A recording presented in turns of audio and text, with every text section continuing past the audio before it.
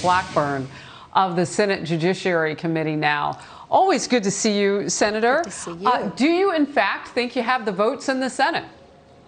We do have the votes in the Senate, and once the president has made his nomination, then Leader McConnell and Chairman Graham will announce what the timeline is going to be. And Harris, I will tell you, I look forward to voting for a constitutionalist to take that spot as a justice on the Supreme Court. You know, I want to talk to you a little bit about timing. I know just moments ago my team was telling me that Senator Graham said that he would not rule out being able to do a hearing on all of this in October. Do you think you could eventually get a vote before November 3rd? Could that even be a possibility? Yes, I think we could. We're going to follow precedent. We know that the timeline is within 30 days of being nominated. The nominee has a hearing with the Judiciary Committee. So we will do our due diligence. We're going to be very thorough and very thoughtful. I am thrilled that we have a female who is going to be nominated for this position. And you're going to see us really push to get this work done. And I think it's also important to note that the Democrats who are fighting us on this are the ones who are saying we want to pack the court. They want to structurally change the Supreme Court. So I think it's very important that we meet our obligation, do our duty, and the president is moving forward in just the right manner on this issue. Okay. Two quick questions for you in follow-up to that. So, you know, he's the president till January, even if he does not win. Right. You've got the Senate majority till the end of the year, you know, no matter what kind of flipping would go on with Democrats. So could you do it after November 3rd? I mean, you still, is that how it works? You could still hold that vote and Correct. Be able Absolutely. to put this nominee through.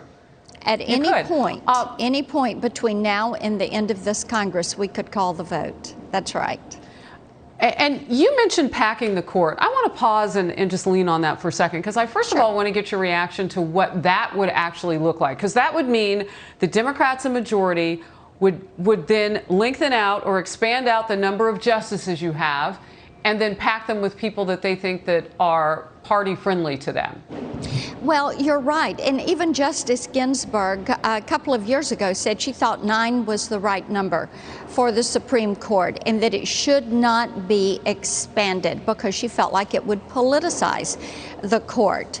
And we should listen to others who agree that 9 is the correct number. And it's also why, as you look at a court now that is an 8-member court, if there are those who are going to try to throw the election into the Supreme Court, like they did in 2000, then it is important that we go ahead and call this vote prior to the November 3rd election.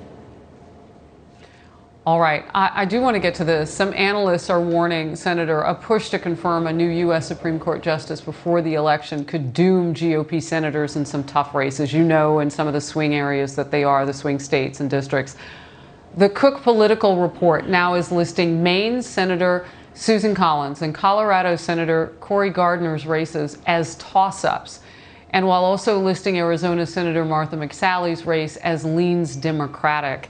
Is there enough room in your vote structure now with regard to a nominee that you could allow these people to be dissenters? And Cory Gardner has not said that that is the route he's going to take. But Susan Collins, Lisa Murkowski already have. Yes, and you know, Harris, I've thought a lot about this because I was listening to all the pundits and the analysts and reading what they were sending out. I think what we have to remember is that much of the reason that the American people elected President Donald Trump to office was because he could make a decision. And he was making a decision based on the Judeo-Christian ethic and our founding and first principles.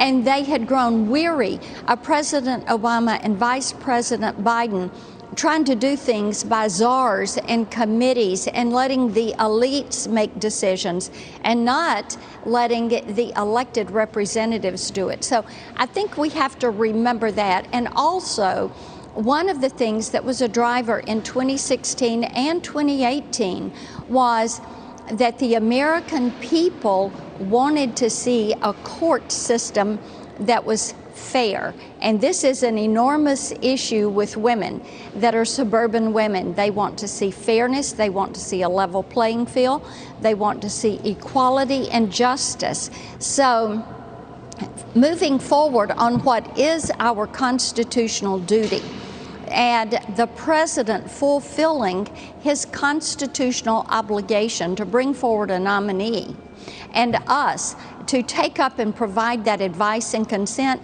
absolutely, we are going to do our job. All right. Senator Marsha Blackburn, Tennessee today. Great to have you on the program. Good to be with you. So much happening in the Senate. Thank you for making time for us today. Thank you.